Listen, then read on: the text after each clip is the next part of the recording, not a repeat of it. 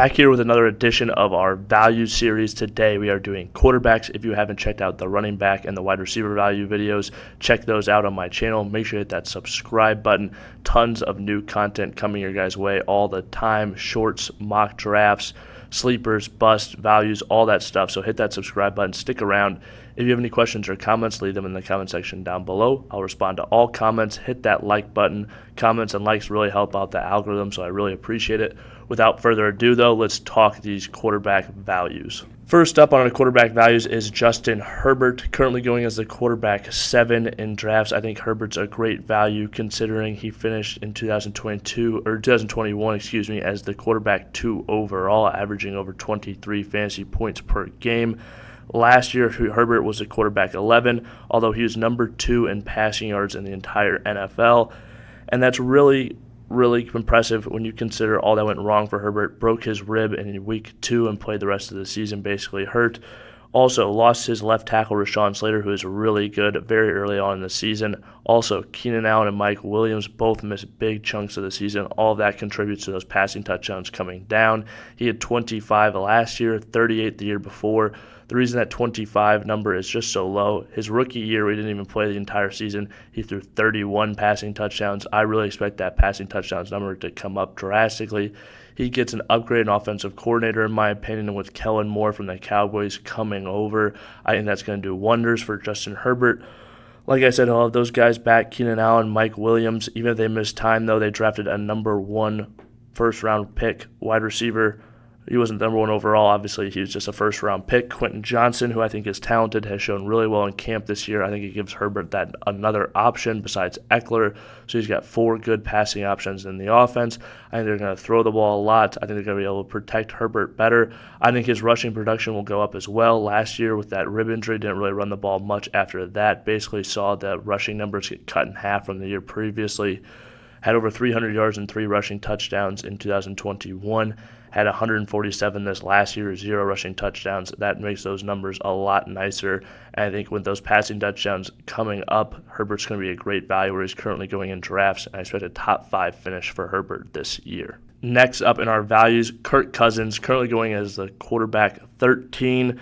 Finished as a quarterback 7 in 2022, and that was his first year in a new offense. They threw the ball a lot more last year, finished 4th in attempts, 4th in passing yards, and 5th in passing touchdowns in all of the NFL in his first year in that system. Another thing that goes well for Cousins, he's been a top 11 QB each of the last 3 seasons. He's a model of consistency, and he is good. He might not, give you that necessarily that top 5 finish, but I think that's where his ceiling is, maybe top 5 quarterback. But I think he'll definitely finish better than that QB 12. And he's currently going as that QB 13. I think you're going to get a top 10 guy pretty easily in this. I think he'll be better than he was last year for fantasy. We look at, like I said, first year in that offense, ton of passing attempts for him. They have Hawkinson for an entire season, who they acquired through trade partway through last year. I think having an offseason with him will greatly boost the offense, as well as drafting Jordan Addison in the first round, a wide receiver who's going to be ready to contribute right away. He's a separator. I think he's going to be great for that offense, replacing Adam Thielen. I think it's a major upgrade for Cousins and the offense in general. Dalvin Cook left as well. Alexander Massen's efficiency numbers are nowhere close to Cook's.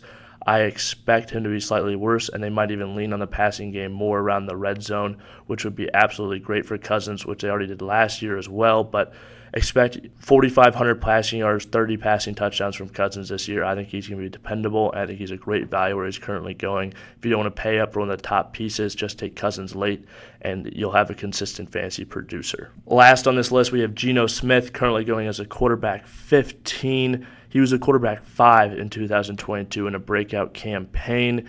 He was 8th in the NFL in all of attempts, so they were passing the ball a decent amount. I feel like that Seattle scheme, typically people just think they just run it, but really they were top 10 in the NFL in passing attempts last year. We've already seen early injuries to both Charbonnet and Kenneth Walker, meaning that trend might have to continue in 2022. And when you look at what they've done in the draft, they drafted Jackson Smith in the Jigba. They add him to DK Metcalf, Tyler Lockett. I think they personally have the best receiving core in all the NFL right now. Plug JSN right into that slot. He was there with Olave and Garrett Wilson. Both those wide receivers said JSN was the best receiver on that team when they were all at Ohio State. I think he's going to come into the NFL and produce right off the bat, be a separator, be a guy who they can get the ball to. And like I said, Geno Smith with that DK Metcalf target around the end zone, Tyler Lockett stretching the field, just a lot of good things for him in the passing game. I expect him to easily outproduce where he's going in drafts. I think it's just the name, Geno Smith. People don't want to take him, but I think he'll finish as a top 12 fantasy quarterback again.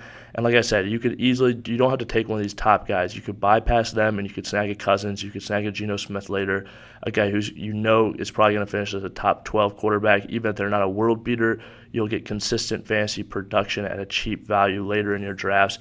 Bypassing those quarterbacks, stacking those wide receivers, stacking those running backs, those other positions other people aren't able to add as much talent if they take one of those top guys. And hey, you might be aiming for one of these top guys, but the way your draft falls, you might just not be able to get them. And now you have great options that you'll be able to get later in your drafts that you can target and that you can rely on for fantasy football each and every week. If you guys have made to this point in the video, please hit that like button, hit that subscribe button. And if you have any questions or comments, leave them in the comment section down below. I'll respond to, as always, the likes, the comments. They really help out the video, so I really would appreciate it. This has been Fantasy Joe. I will see you guys next time.